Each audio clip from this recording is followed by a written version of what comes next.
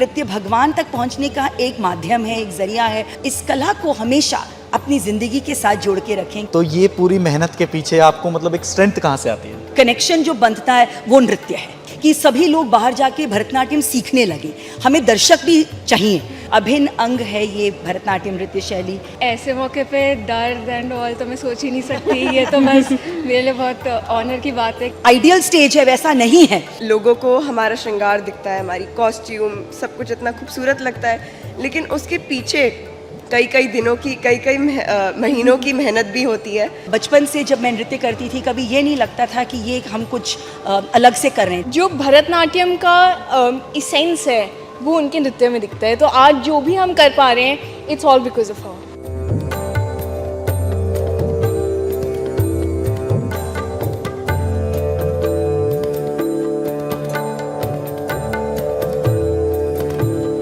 तो देखिए, प्रयागराज में आपको तरह तरह की चीज़ें देखने को मिल रही होंगी। आपने कई चीज़ें देखी होंगी, लेकिन अब जो भरतनाट्यम की टीम है वो यहाँ पर मौजूद है। आप लोगों ने बहुत अच्छी परफॉर्मेंस की। सबसे पहले तो आपका नाम क्या है? रागिनी चंद्रशेखर, मैं दिल्ली से हूँ। जी। तो ये परफॉर्मेंस मैं देख रहा हूँ कि आपको पसीना भी बहुत आ रहा है, तो थकान भी बहुत ज़्यादा हो रही होगी। अभी रात का समय है, तो ये पूरी मेहनत के पीछे आपको मतलब एक स्ट्रेंथ कहाँ से आती है?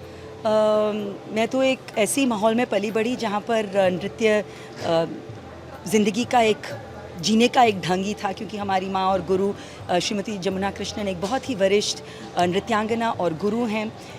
तो ऐसे एक परिवार में जब मेरा जन्म हुआ और हमेशा ही जब घर में एक नृत्य का माहौल रहा, तो कभी भी बचपन से जब मैं नृत्य करती थी कभी ये नहीं लगता था कि ये हम कुछ अलग से कर रहे हैं। जैसे दिनचर्या में बाकी सब कुछ करते थे वैसे ही नृत्य भी करते थे। तो बिल्कुल आपने ठीक इसको परखा और समझा। ये एक बहुत ही कठिन और परिश्रमी शास्त्रीय नृत्य है। एक बहुत प्राचीन हमारी संस्कृति सभ्यता का एक धरोहर का एक बहुत ही अभिन्न अंग है ये भरतनाट्यम नृत्य शैली। तकरीबन 2000 साल पुरानी नृत्य शैली है और मैं हमेशा यही अपने दर्शकों को कहती हूँ कि भरतनाट्यम जो है ये एक अनमोल रत्न है, जो एक भारत की देन है विश्व के प्रति। तो लेकिन जब हम नृत्य करते हैं और एक बार हम मंच पर आ जाएं और संगीत चलता है और पैर थिरकने लगता है, तो दिमाग से ये बात हटी जाती है कि बाहर गर्मी है, सर्दी है, लोग बैठे हुए हैं। वो नृत्य अपने आप में इतना तन और मन को आनंदित करता है कि हम ये भूल जाते हैं कि पसीना आ रहा है या गर्मी हो रही है या परिश्रम है। लेकिन हाँ, मेहनत तन और मन दोनों का ही बहुत ज़्यादा है शास्त्रीय नृत्य में। आपका कैसा रहा एक्सपीरियंस? अब मेरे को 17 साल से ज़्यादा हो गए हैं मैम के साथ सीखते हुए, और मैं बहुत ब्लेस्ड थी कि मेरे को गुरुजी से भी सीखने को मिला। और जैसा मैम ने बोला, स्टार्टिंग से ही सिर्फ डांस नहीं, आई थिंक डांस क्लास में हमें डिसिप्लिन, बाकी तरह कैसे रहना चाहिए वो सब सिखाया जाता है। तो ये जो डांस क्लास है ये सिर्फ डांस नहीं, हमें सब कुछ ही जैसे जीना चाहिए उसी का तरीका सिखाते हैं ये। आपके पैरों में दर्द होता है? मैं देख रहा था कि बहुत तेज आवाज़ आ रही थी। एक्चुअली ये मेरा फर्स्ट टाइम है जब मुझे गुरुजी के साथ नृत्य करने का मौका मिला है। एंड ऐसे मौके पे दर्द एंड ऑल तो मैं सोच ही नहीं सकती। ये तो बस मेरे लिए बहुत ऑनर की बात है कि मुझे मैम ने मौका दिया अपने साथ डांस करने का। तो देखिए, न्यू कमर्स के साथ साथ एक्सपीरियंस भी मैटर करता है। आज वो बात प्रूव हो रही है। आपका कहना बहुत ज़रूरी है कि बड़े बड़े मंच पर जब हम प्रस्तुति देते हैं तो वो मंच और वो जो एक स्टेज है वो हमेशा, जैसे हमें शास्त्रीय नृत्य में आइडियल स्टेज है वैसा नहीं है। लेकिन जैसे कि आपने, अगर आप इस कार्पेट को उठा के देखेंगे तो आप देखेंगे ये प्लैंक्स जुड़े हुए हैं, इसीलिए वो इतनी एक खोखली एक आवाज़ आती है जब हम पैर मारते हैं।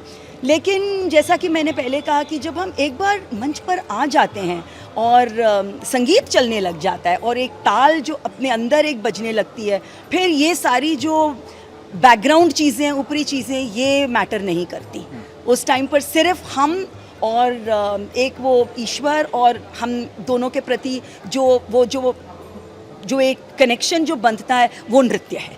तो ये एक हमारे लिए, हमेशा मैंने अपने शिष्याओं को भी बोला है कि नृत्य केवल शरीर का ही एक एक्सरसाइज नहीं है, लेकिन एक साधना और एक पूजा की विधि है हमारे लिए। तो एक मेडिटेशन के तौर पर ही समझ लीजिए, जब हम नृत्य करते हैं तो हम भगवान से ही जुड़ते हैं। आप लोगों का कैसा रहा एक्सपीरियंस? मैं तो पहली बार ऐसे बाहर आके परफॉर्म कर रही हूँ और इस इतने बड़े मंच पे परफॉर्म करना मेरे लिए बहुत सौभाग्य की बात है। एंड मैं बहुत ज़्यादा ही पुण्य गवाया है मैंने इस मंच पे आके परफॉर्म करने का, तो मेरा बहुत अच्छा एक्सपीरियंस था इसमें। आपका कैसा रहा? मेरा भी बहुत अच्छा रहा। जैसे मैम ने बोला कि एक डिवाइन के साथ जो कनेक्शन होता है हमारा परफॉर्म करते टाइम पे, तो जब भी आप स्टेज पे आते हो ना वो फील होता है। एवरी टाइम यू डांस, वो एक स्टेज पे आते ही आपको वो कनेक्शन फील होता है। तो उस टाइम पे ना ऑडियंस दिखती है ना कुछ दिखता है, बस एक वो एनर्जी फील होती है।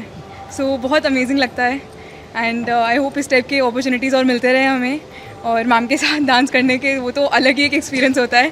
So that's. आपका कैसा रहा? तो एक बहुत बड़ी बात यही है कि जब हम मंच पर नाचते हैं तो लोगों को हमारा श्रृंगार दिखता है, हमारी कॉस्ट्यूम सब कुछ इतना खूबसूरत लगता है, लेकिन उसके पीछे कई कई दिनों की कई महीनों की मेहनत भी होती है। तो ये परसिस्टेंस और कड़ी मेहनत ही है जो डांस को इतना खूबसूरत बनाती है।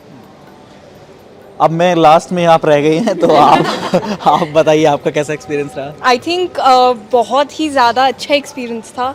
एंड सबसे पहले मैं तहे दिल से शुक्रिया अदा करना चाहती हूँ मैम का, जो ज्ञान इतने सालों से चला आ रहा है उसको इतने प्रेम से वो हमें सिखाती हैं, आगे तक की पीढ़ियों को तक इस ज्ञान को पहुँचाती है।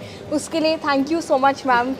एंड जिस प्रेम से वो सिखाती हैं, आई थिंक जो भरतनाट्यम का इसेंस है वो उनके नृत्य में दिखता है। तो आज जो भी हम कर पा रहे हैं it's all because of her.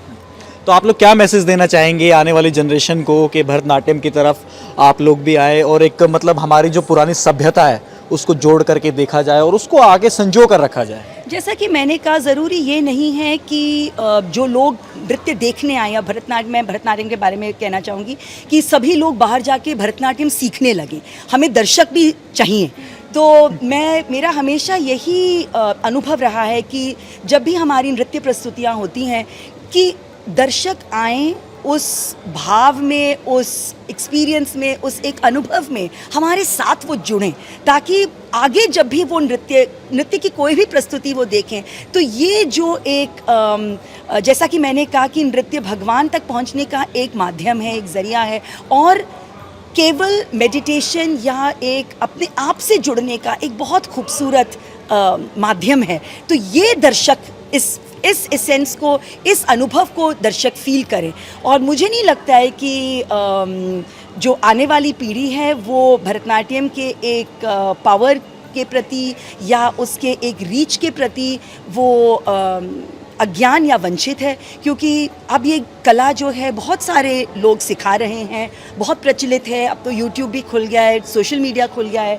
तो जो बच्चियां ये कला सीख रही हैं, मैं यही कहना चाहूँगी कि आगे चाहे वो कुछ भी करें अपने प्रोफेशन में, अपनी ज़िंदगी में, लेकिन इस कला को हमेशा अपनी ज़िंदगी के साथ जोड़ के रखें, क्योंकि बाहर का माहौल इतना बदल गया है, इतनी कंपटीशन है, इतना एक जैसे कि मैं हमेशा कहती हूँ एक रैट रेस, सब एक दूसरे के आगे भागने की कोशिश कर रहे हैं, लेकिन ये कला एक ऐसी चीज़ है जो हमें अपने आप से जोड़ के रखती है।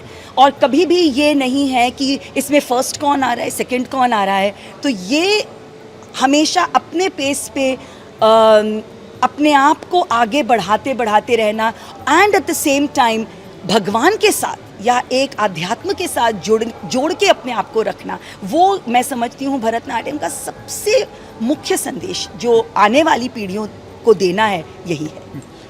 तो महाकुंभ में प्रयागराज में इस वक्त हम मौजूद थे। आपको ये परफॉर्मेंस कैसी लगी कमेंट सेक्शन में कमेंट करके ज़रूर बताइएगा, और तब तक के लिए आप देखते रहिए इंडिया टीवी।